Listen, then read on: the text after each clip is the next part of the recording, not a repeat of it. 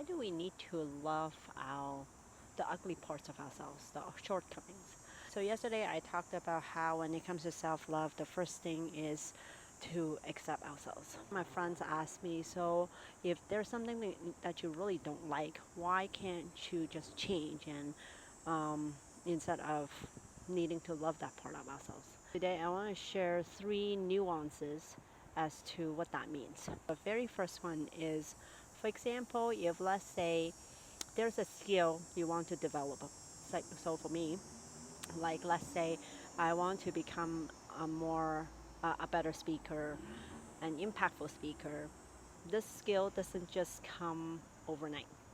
So in the beginning of my own journey, there was a lot of the internal criticism saying, well, who do you think you are? You suck at speaking, etc.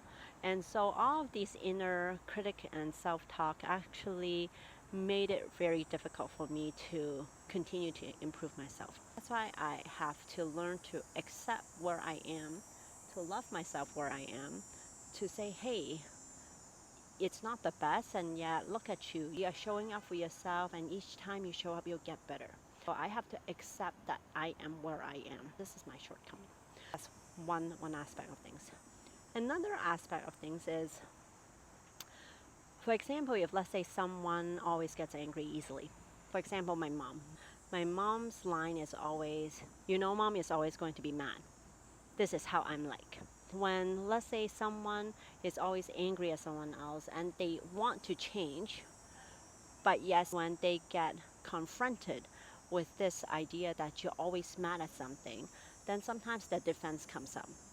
And so they may say something like, well, this is the way I am, take it or leave it.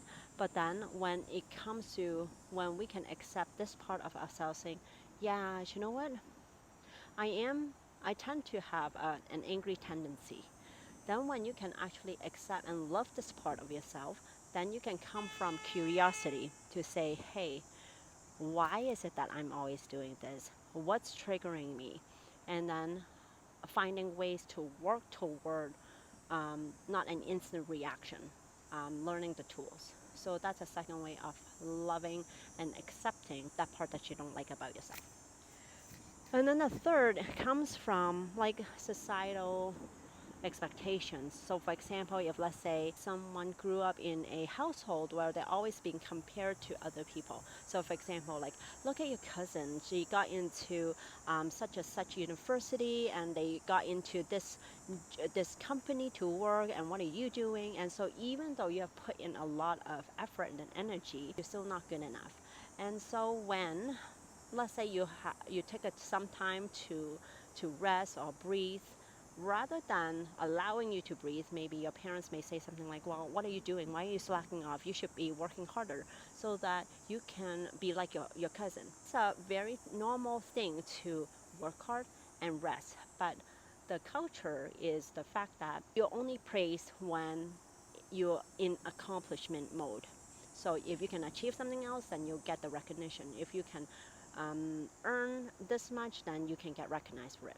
So then in this sense, then once you are living on your own, then there will always be this inner critic to say, hey, why are you resting? Why are you wasting time? So for me, for example, being able to love this inner critic of mine is so important, because then I can say, hey, I hear you, and we're just here to rest. So these are the reasons why we have to accept those ugly parts, the shortcomings first, before we can actually love ourselves.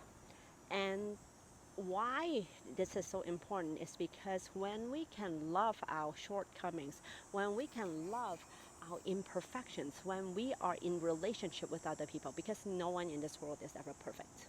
So when someone does something that you may not like, or it may make you judge them, you can then, because if you have that compassion toward yourself, then you can say, oh, I can see why they're doing that, and you have more compassion and understanding toward them. And so when you can love yourself, when you can hold more capacity to love yourself, then you have more grace and compassion and understanding for other people.